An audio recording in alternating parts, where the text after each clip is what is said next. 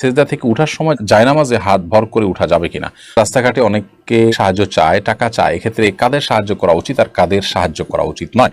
মৃত্যুর পর দুনিয়ার মানুষের কথা কি মনে পড়ে? মসজিদে বা কোনো জায়গায় কোন লোক যদি নামাজরত থাকেন তার কতটুকু সামনে দিয়ে যাওয়া উচিত? তাহাজ্জুদের সালাত আওয়াজ করে কেরাত পড়া যাবে কিনা। ফরজ গোসল হয়ে গেলে কি সাথে সাথে গোসল করা আবশ্যক নাকি বিলম্বের সুযোগ আছে? স্বামী স্ত্রীর মধ্যে ভালোবাসা বৃদ্ধির উপায় কি? অনেক আগে ঝগড়ার সময় স্বামী তার স্ত্রীকে তালাক দিয়েছে কি না এটি কারোর মনে নেই, এক্ষেত্রে তাদের করণীয় কি? মৃত ব্যক্তি যে ঘরে মারা যায় ওই ঘরে সারা রাত বাতি দিয়ে কেউ না কেউ থাকতে হবে, 40 দিন সেই ঘরে খালি রাখতে নেই, এ কথাটা কতটুকু সত্য? খাস পর্দা করলে কি ভাসুর বা দেবরের সাথে কথা বলা যাবে? নামাজের সময় হয়ে গেলে আজান না হলেও কি নামাজ আদায় করা যাবে কিনা? প্রেগন্যান্সির সময় নামাজ বসে বা ইশারায় পড়া যাবে কিনা? চলুন তাহলে আর বিলম্ব না করে আমরা মূল পর্বে প্রবেশ করি এবং আপনাদের যে সমস্ত প্রশ্ন আমাদের কাছে ইতিমধ্যে চলে এসেছে সেগুলোর উত্তর আমরা দেওয়ার চেষ্টা করি।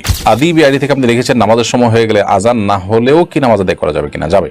আজান না হলে ওয়াক্ত যদি হয়ে যায় তাহলে আপনি নামাজ পড়তে পারেন। মমিতা জাহান লিখেছেন মৃত ব্যক্তি যে ঘরে মারা যায় ওই ঘরে সারা রাত বাতি দিয়ে কেউ না কেউ থাকতে হবে, 40 দিন সেই ঘরে খালি রাখতে নেই, এ কথাটা কতটুকু সত্য? এটা সম্পূর্ণ ভুল কথা এবং এ জাতীয় অনেক বিষয় হিন্দুদের অনেক ধর্ম বিশ্বাস থেকে আমাদের মধ্যে এসেছে, সে বিষয়ে আমাদেরকে সতর্ক থাকতে হবে। জাকিয়া সুলতানা সৌরভ আপনার প্রশ্ন উত্তর আমরা দিচ্ছি। আপনি লিখেছেন খাস পর্দা করলে কি ভাসুর বা দেবরের সাথে কথা বলা যাবে?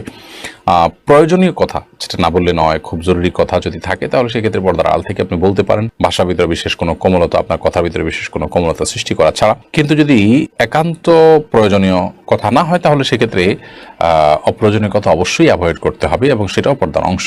দিনের পথে আসেন আইডি থেকে আপনি লিখেছেন স্বামী স্ত্রীর মধ্যে ভালোবাসা বৃদ্ধির উপায় কি? স্বামী স্ত্রীর মধ্যে ভালোবাসা বৃদ্ধি করার জন্য অন্য সব মানুষের সাথে ভালোবাসা বৃদ্ধির ক্ষেত্রে যেরকম সালামের ভূমিকা রয়েছে সেই সালামটা আদান প্রদান করতে হবে। নবী করিম সাল্লাল্লাহু আলাইহি ওয়াসাল্লাম বলেছেন যে তোমরা যখন পরস্পরের মধ্যে সালামের আদান প্রদান করবে তখন তোমাদের মধ্যে ভালোবাসা বৃদ্ধি পাবে। সেই সাথে তিনি হাদিয়া প্রদান করার কথা বলেছেন, উপহার আদান প্রদান করা। অনেক সময় স্বামীরা স্ত্রীদেরকে সুযোগ দেন, স্ত্রী স্বামীকে সারপ্রাইজ দেওয়া, স্বামীকে বিভিন্ন ক্ষেত্রে খুশি হওয়ার মতো কোনো কিছু পেশ করা তার জন্য। তো এরকম বিভিন্নভাবে উপহারের আদান প্রদান এটাও পারস্পরিক ভালোবাসা সৃষ্টির ক্ষেত্রে বিশেষ ভূমিকা রাখে। আলিফানুর লিখেছেন প্রেগন্যান্সির সময় নামাজ বসে বা ইশারায় পড়া যাবে কিনা? প্রেগন্যান্সি হলেই নামাজ বসে পড়া যাবে বা ইশারায় পড়া যাবে ব্যাপারটা এরকম নয়।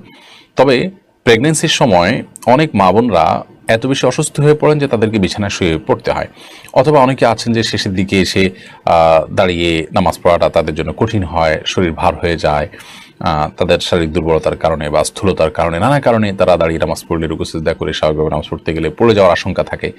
এরকম আশঙ্কা যদি জোরালো হয়, প্রবল হয়, তাহলে সেক্ষেত্রে তিনি বসে নামাজ পড়তে পারেন। বসে নামাজ পড়ার ক্ষমতা না থাকলে তিনি শুয়ে অবশ্যই নামাজ পড়তে পারেন। কিন্তু এটা হলো যদি সেরকম পরিস্থিতি তৈরি হয়, কারোর প্রেগনেন্সি হলেই সামান্য ঠুনকো অজুহাতেই তিনি বসে নামাজ পড়া শুরু করবেন, ব্যাপারটা সেরকম নয়। আমাতুল্লাহ মুশরেফা আপনি লিখেছেন বিয়ের জন্য অনেকে ছবি চায়, যদি বিয়ে না হয় তাহলে কি ছবিগুলো থাকলে গুনাহ হবে? বিয়ের জন্য যদি কেউ ছবি চায় তাহলে সেক্ষেত্রে লোকটা কতটা অথেন্টিক, তার ভিতরে তাকওয়া কতটা আছে, তিনি হালাল হারাম কতটা বুঝেন এবং কতটা আল্লাহর ভয় আছে, তিনি এই ছবিটা নির্দিষ্ট সময়ের পর যদি বিয়ে না হয় তাহলে সেক্ষেত্রে ডিলিট করে ফেলবেন এবং কতটা, এই বিষয়গুলো নিশ্চিত হয়ে তারপর তাকে ছবি দেওয়া উচিত অথবা বিশেষভাবে তাকে বলে দেওয়া উচিত এবং তিনি যেটা করেন সে বিষয়ে তাকে রিকোয়েস্ট করা উচিত। এরকম না হলে যে কেউ চাইলেও আর তাকে ছবি দিলেন এটা উচিত না, কারণ এটি আপনার প্রাইভেসি যেমন নষ্ট হবে, গুনাহের কাজ তিনি করবেন, আপনি পরোক্ষভাবে সেটাতে একরকম সহায়তাই করলেন, ব্যাপারটা সেরকম হয়ে গেল। এই জন্য এই বিষয়গুলো দেখা উচিত। আপনি আপনার চেষ্টা অনুযায়ী সাধ্য অনুযায়ী চেষ্টা করেছেন, তারপরও যদি তিনি এটি করেন না, ডিলিট করেন, নিজের কাছে রেখে দেন, তাহলে সেক্ষেত্রে ইনশাআল্লাহ এর দায় আপনার আসবে না, তার উপরে থাকবে। ইঞ্জিনিয়ার নাজমুল হোসেন আপনি লিখেছেন সফররত অবস্থায় যদি কসর নামাজ 2-1 ওয়াক্ত আদায় করা সম্ভব না হয় তাহলে সেটা কিভাবে কাজা আদায় করতে হবে? সফররত অবস্থায় কসরের নামাজ যদি আদায় করা না যায়, অর্থাৎ আপনার সফর অবস্থার নামাজ কাজা হয়, তাহলে বাড়িতে আসার পর সে নামাজটা যখন কাজা করবেন তো কসর হিসাবে কাজা করবেন, যেহেতু এটা ফরজ হয়েছিল কসর হিসাবে। ঠিক একইভাবে বাড়িতে থাকা অবস্থায় কোনো নামাজ কাজা হয়েছে, সফরে গিয়ে সেটা যদি আদায় করতে চান তাহলে সেক্ষেত্রে পূর্ণাঙ্গ আদায় করবেন, যেহেতু এটা ফরজ হয়েছিল পূর্ণাঙ্গভাবে, অর্থাৎ যেভাবে পূর্ণাঙ্গ ফরজ হয়েছে আদায়টা ঠিক সেভাবে হবে। মানিশা আয়ান আইআইডিতে আপনি লিখেছেন অনেক আগে ঝগড়ার সময় স্বামী তার স্ত্রীকে তালাক দিয়েছে কি না এটি কারোর মনে নেই, এক্ষেত্রে তাদের করণীয় কি? ঝগড়ার সময় তালাক দিয়েছেন কিনা জাস্ট সন্দেহ হচ্ছে, মানে অথেন্টিক কোনো কিছু নাই।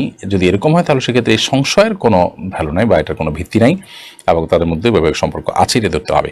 শেখ সোহেব আপনি লিখেছেন ফরজ গোসল হয়ে গেলে কি সাথে সাথে গোসল করা আবশ্যক নাকি বিলম্বের সুযোগ আছে?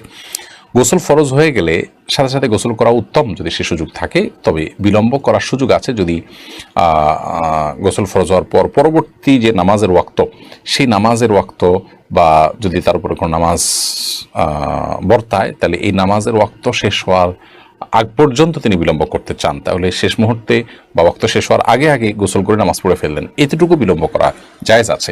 তবে এক্ষেত্রেও গোসল ফরজ হয়ে গেলে যদি লম্বা সময় তিনি বিলম্ব করতে চান, এশার পরে গোসল ফরজ হয়ে গেল, ফজর আগ পর্যন্ত তিনি সুযোগ পাবেন গোসল করার, তাহলে সেক্ষেত্রে এই সময়টা তিনি গোসল না করে শেষের দিকে একসাথে ফজর ওয়াক্ত হলে তখন গোসল করতে চান, তাহলে অজু করে ঘুমানো বা অন্যান্য কাজ করাটা সুন্নাহ, এটা উত্তম। কিন্তু যদি কোনো কারণে ওযু নাও করেন, তাতে তিনি কবিরা গুনাহ করেছেন ব্যাপারটা এরকম না, সুন্নাতও করেছেন, এটুকু বলা যাবে।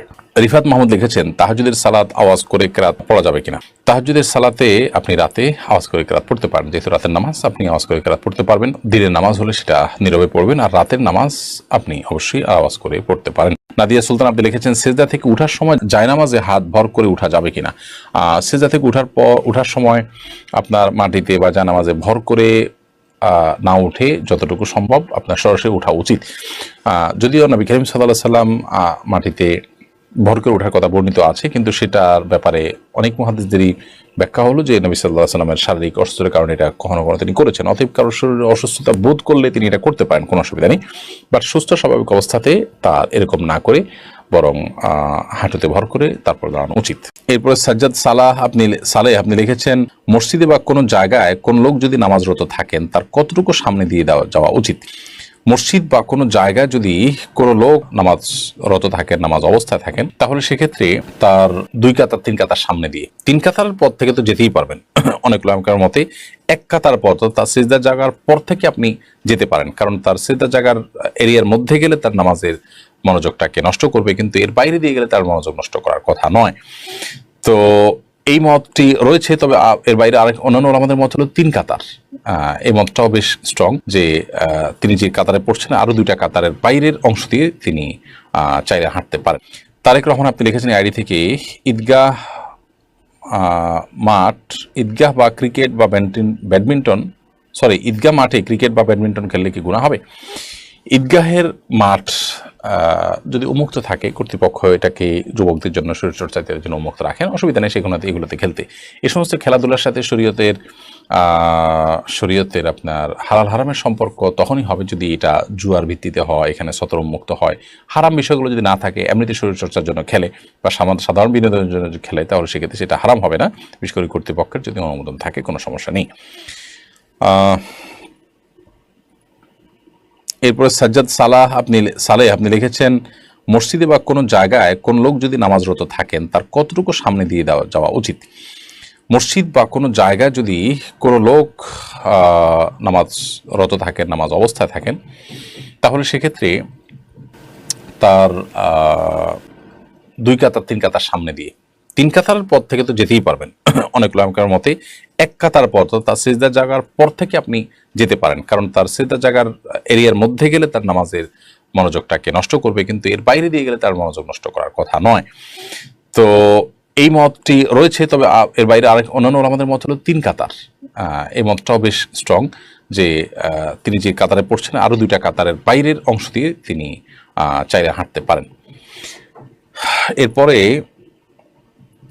মানিষা আইয়ান দিকে আপনি লিখেছেন, অনেক আগে ঝগড়ার সময় স্বামী তার স্ত্রীকে তালাক দিয়েছে কি না এটি কারোর মনে নেই, এক্ষেত্রে তাদের করণীয় কি? ঝগড়ার সময় তালাক দিয়েছেন কিনা জাস্ট সন্দেহ হচ্ছে, মানে অথেন্টিক কোনো কিছু নাই। যদি এরকম হয় তাহলে সেক্ষেত্রে এই সংশয়ের কোনো ভ্যালু নাই বা এটার কোনো ভিত্তি নাই, এবং তাদের মধ্যে বৈবাহিক সম্পর্ক আছে, এটা ধরতে হবে। নাইমুর রহমান দুর্জয় এদিকে আপনি লিখেছেন, অবাধ্য ভাই বোনের হক কিভাবে আদায় করব? ভাই বোন যদি অবাধ্য হয়, তারপরেও আপনি আপনার কর্তব্য, ধরা যাক আপনার বাবা নাই, ভাই বোন ছোট, বা তাদের বোনের ভরণ পোষণ দেওয়ার মতো বিবাহ হয়নি, তাহলে সেক্ষেত্রে আপনি অবশ্যই ভরণ পোষণ দিয়ে যাবেন। তারা অবাধ্য, তাদের অবাধ্যের জন্য তারা আল্লাহর কাছে দায়ী থাকবে, কিন্তু আপনার দায়িত্ব আপনি পালন করার চেষ্টা করবেন যতটুকু সম্ভব। মোতালেব আইডি থেকে আপনি লিখেছেন, পালিত মেয়ে নিয়ে ওমরা করা যাবে কিনা? পালিত মেয়ে সে অন্য গায়রে মাহরাম মেয়ের মতোই, অতএব যদি তার সাথে আপনার দুধের সম্পর্ক থাকে, ছোটবেলা তাকে দুধ পান করানো যায়, তাহলে সেক্ষেত্রে তো জায়েজ আছে, তাকে নিয়ে আপনি ওমরা করলেন। আর তা না হলে সে যদি বড় হয়ে যায়, আপনি যদি পুরুষ হিসাবে তাকে সাথে নিয়ে যেতে চান, তাহলে অবশ্যই তার কোনো মাহরাম লাগবে, আপনি তাকে সাথে নিয়ে যেতে পারবেন না। কারণ দুধের সম্পর্ক যদি না থাকে এবং পালিত মেয়ে সে যদি আপনার মাহরাম না হয়, তাহলে সেক্ষেত্রে অবশ্যই গায়রে মাহরাম হওয়ার কারণে তার সাথে আপনার গায়রে মাহরাম মহিলার সাথে যেরকম সম্পর্ক অনেকটা সেরকমই। এটা আমরা অনেকে না জানার কারণে মনে করি যে পালিত সন্তান বোধ হয় নিজের সন্তানের মতোই, ব্যাপারটা সেরকম না। মমিতা জাহান লিখেছেন, মৃত ব্যক্তি যে ঘরে মারা যায় ওই ঘরে সারা রাত বাতি দিয়ে কেউ না কেউ থাকতে হবে, 40 দিন সেই ঘরে খালি রাখতে নেই। এই কথাটা কতটুকু সত্য? এটা সম্পূর্ণ ভুল কথা, এবং এ জাতীয় অনেক বিষয় হিন্দুদের অনেক ধর্ম বিশ্বাস থেকে আমাদের মধ্যে এসেছে, সে বিষয়ে আমাদেরকে সতর্ক থাকতে হবে। প্রিয় দর্শক, আমাদের অনেক দর্শক শ্রোতা যারা মন্তব্যের ঘরে আমাদেরকে 200তম পর্ব উপলক্ষে অভিনন্দন জানাচ্ছেন, আপনাদের সবার অভিনন্দন আমরা গ্রহণ করছি, জাযাকুমুল্লাহ খায়ের। এবং আপনাদেরকে আমরা অভিনন্দন জানাচ্ছি যে আপনারা আজকে এই চমৎকার একটি সময়, একটা বিশেষ পর্বে আমাদের সঙ্গে আছেন। আল্লাহ রাব্বুল আলামিন আমাদেরকে এভাবে জান্নাতে একত্র হওয়ার তৌফিক দান করুন, আমাদেরকে ইখলাস দান করুন, আমাদের জন্য দোয়া করবেন, এবং আমরা সবাই যেন সুস্থ থাকি, সবল থাকি, ভালো থাকি। আল্লাহ যেন আমাদেরকে ভালো থেকে ভালো কাজগুলো করার তৌফিক দান করুন, সেটা আমরা করবো ইনশাআল্লাহ তাআলা। আলামিন হাসান আপনি লিখেছেন, আমার একটা গার্লফ্রেন্ড আছে, আমি দিন দিন জেনার প্রতি ধাবিত হয়ে যাচ্ছি, এক্ষেত্রে আমার করণীয় কি? কোনো মুসলমান যুবকের গার্লফ্রেন্ড কিংবা কোনো মুসলমান মেয়ের বয়ফ্রেন্ড থাকতে পারে না। এই শব্দগুলো আজকাল জেনাকে সহজ করার জন্য অনেকটা আমাদের সমাজে ইচ্ছাকৃতভাবে এগুলোকে প্রচলিত করা হচ্ছে। মেয়ে বন্ধু ছেলে বন্ধু মুসলমানের একমাত্র বৈবাহিক উপায় হতে পারে, এর বাইরে কোনো ছেলে বন্ধু মেয়ে বলতে কোনো কিছু মুসলমানের থাকতে পারে না। আপনি যেটাকে বন্ধু বলছেন, দেখুন, নিছক বন্ধু বা ভালো বন্ধু, এমনকি আপনার অবশ্য আজকাল রাগঢাক ছাড়াই গার্লফ্রেন্ড বয়ফ্রেন্ড স্বামী স্ত্রীর মতো করে তাদের সাথে মানুষ থাকে। আল্লাহ মাফ করুন, এটা হলো অপরাধের ক্ষেত্রে অপরাধ বোধও হারিয়ে গেলে যা হয় সমাজে, ব্যাপারটা সেরকম। আল্লাহ তাআলা আমাদেরকে হেদায়েত দান করুন। কোনো মুসলমানের জন্য জায়েজ নয়, হারাম, এবং এর কারণে আপনি জিনা লিপ্ত হচ্ছেন। আপনি সরাসরি জিনা লিপ্ত না হলেও আপনার কোনো মেয়ের সাথে হারাম সম্পর্ক আছে, রিলেশন আছে, এটুকুই একটা জিনা মূলত। অতএব আপনার উচিত হবে আল্লাহর জন্য তাকে ত্যাগ করা, হয় বিয়ে করে ফেলা, আর না হলে আল্লাহর জন্য তাকে ত্যাগ করে আপনি হালালের পথ খুঁজবেন এবং সম্পর্ক ছিন্ন করে ফেলবেন। আল্লাহ তাআলা আপনাকে তৌফিক দান করুন। সুবর্ণশীল আপনি লিখেছেন, আমি 1 বছরের বেশি সময় ধরে এই অনুষ্ঠানের নিয়মিত দর্শক, এখান থেকে আমাদের শেখার সুযোগ তৈরি হয়েছে। আপনাকে অনেক ধন্যবাদ বোন সুবর্ণশীলা, 1 বছর বেশি সময় ধরে আমাদের সাথে আছেন, সেজন্য আপনাকে ধন্যবাদ, জাযাকুমুল্লাহ খায়ের। আল্লাহ তাআলা আমাদেরকে কোরআন হাদিসের আলোকে জীবনকে সাজাবার তৌফিক দান করুন। হুমায়রা মাসুদ আপনি লিখেছেন, আমার স্বামী একজন সরকারি চাকরিজীবী, চাকরি শেষে সে যে পেনশন পাবে সেটা নেওয়া জায়েজ হবে কিনা? অবশ্যই সরকারি চাকরি যে পেনশনের টাকা গ্রহণ করতে পারেন, এতে কোনো অসুবিধা নেই। সোহরাব হোসেন শাফি লিখেছেন, আমি ইউরোপ থেকে চলে এসেছি, অনেক টাকা পয়সা কামানোর সুযোগ ছিল, দিনের কথা ভবিষ্যৎ প্রজন্মের ইসলামের কথা ভেবে চলে আসি। এখন আমার পরিবার ও আশপাশে মানুষ নানা বাজে মন্তব্য করে, আমি কি ভুল করেছি? আপনি অবশ্যই ভুল করেননি, আপনি খুব ভালো কাজ করেছেন। বিশেষ করে আপনার যে সন্তান সন্ততি, তাদের দিন এটা হুমকির মধ্যে পড়বে, তাদের ইমানটা হুমকির মধ্যে পড়বে, এতে কোনো সন্দেহ নেই। সেই জায়গা থেকে আপনি চলে আসলে আপনি ভালো কাজ করেছেন। হ্যাঁ, যদি আপনি সেখানে দাওয়াতের কাজ করে নিজের পরিবারকে দিনের উপরে স্ট্রং করতে পারেন, বা আপনি এখন তাদেরকে এখানে দিনদার, স্ট্রং মজবুত দিনদার বানিয়ে তারপর সেখানে দাওয়াতের উদ্দেশ্যে তাদেরকে নিয়ে আপনি বসবাস করেন, সেটা হতে পারে।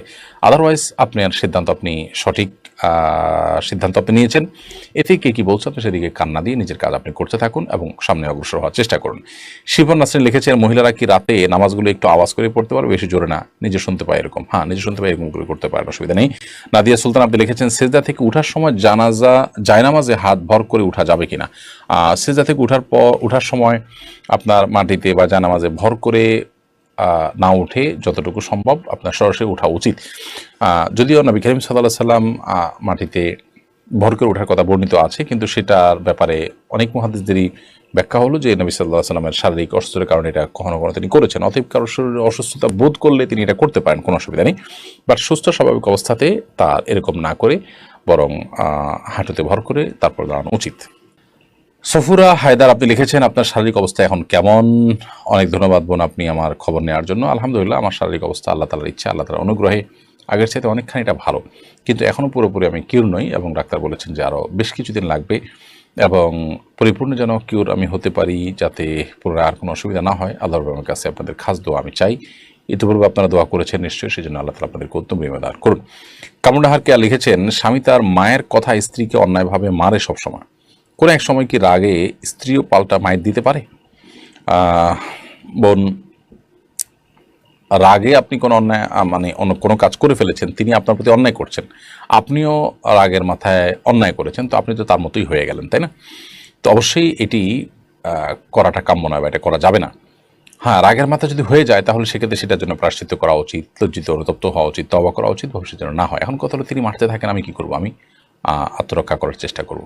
যদি এমন হয় যে তার মারে আমার আঘাতপ্রাপ্ত হই, আমি কষ্ট নিপতিত হই এবং আমি অ্যাক্সিডেন্টে পড়ার বা দুর্ঘটনার আশঙ্কা করি, তাহলে সেক্ষেত্রে অবশ্যই আমি ডেফিনেটলি সেটিকে প্রতিহত করার চেষ্টা করব বা আত্মরক্ষা করার চেষ্টা করব, কিন্তু পাল্টা তাকে মার দেওয়ার চেষ্টা করব না। হ্যাঁ, যদি এমন হয়, আল্লাহ না করুন এত মানুষ হয় যে আপনার জীবনকে সংকটের মধ্যে ফেলে দেয়, তাহলে তো সেক্ষেত্রে আপনি আত্মরক্ষার জন্য যতটুকু প্রয়োজন ততটুকু আপনি অবশ্যই করতে পারেন। কিন্তু আপনাকে এমনিতে শারীরিকভাবে আঘাত করেছে, যেটা কারণে আসলে বাঁচা মরার কোনো ব্যাপার না, আপনি জেদের বশবর্তী হয়ে রাগে কষ্টে ক্ষোভে আপনিও পাল্টা আঘাত করেছেন, তো অন্যায়ের বিপরীতে আপনিও একটি অন্যায় করলেন। তিনি যে অন্যায় করেছেন তার চেয়ে ছোট অন্যায় করেননি, বরং আপনিও এক ধরনের বড় অন্যায় করেছেন।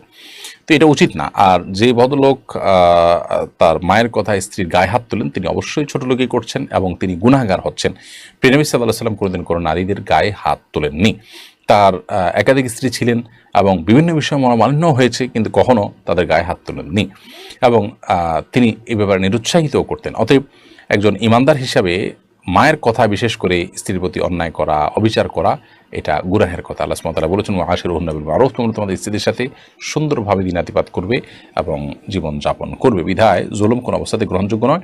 আপনি সবর করুন বোন, এই সমস্যা আপনার চিরকাল থাকবে না ইনশাআল্লাহ। সংসার ভারী হবে, একটা সময় সন্তান সন্ততি বড় হবে, আপনার সমস্যার সমাধানের পথ আপনি খুঁজে পাবেন। আল্লাহ আপনাকে সবর তৌফিক দান করুন এবং আপনার স্বামীকে আল্লাহ তাআলা হেদায়েত দান করুন। মাহমুদা মাও আপনি লিখেছেন, একটা আলোচনা আপনি বলেছেন মৃত্যুর প্রস্তুতি হিসাবে আমাদের সবারই মৃত্যুর আগে ওসিয়ত লিখে যাওয়া দরকার। একজন ইন্টার ছাত্রী হিসাবে আমি যদি ওসিয়ত লিখতে চাই তাহলে সেটা কেমন হওয়া উচিত? বোন মাহমুদা, চমৎকার প্রশ্ন আপনি করেছেন। প্রথমত, আপনি ওসিয়ত করবেন আপনার যে সম্পদ বা জিনিসপত্র থাকবে, হোক সেটা অল্প, আপনার কাপড় চোপড়, এগুলো আপনি আপনার মালিকানা দিন। তাহলে সেক্ষেত্রে আপনার ওসিয়ত থাকবে যে এগুলো আমার মৃত্যুর পর যারা কোরআন হাদিসের আলোকে যতটুকু হিস্সা পাওয়ার, ঠিক সেভাবে সে হারে যেন তাদের মধ্যে বন্টন করে দেওয়া হয়। বিশেষভাবে কোনো গরিব অভাবী মানুষ যারা, যিনি আপনার আত্মীয়র মধ্যে এমন কোনো আত্মীয় না যে আপনার মৃত্যুর পর আপনার সম্পদের ভাগ পাবে, এরকম না, এর বাইরের যারা আছে, এরকম কেউ থাকলে, সেটা দূরের কেউ হতে পারে, আত্মীয়দের মধ্যে কেউ দূরবর্তী আত্মীয় হতে পারে, তাহলে তাদের জন্য আপনি চাইলে ওসিয়ত করে যেতে পারেন যে আমার এই জামাটা বা আমার ওই জিনিসটা আমার মৃত্যু হয়ে গেলে তাকে যেন দেওয়া হয়। এটা আরেকটা বিষয়।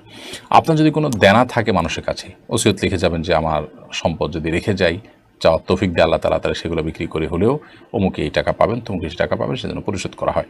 বিশেষ করে এই দেনা পাওনার বিষয়টা ওসিয়ত করাটা অনেক গুরুত্বপূর্ণ।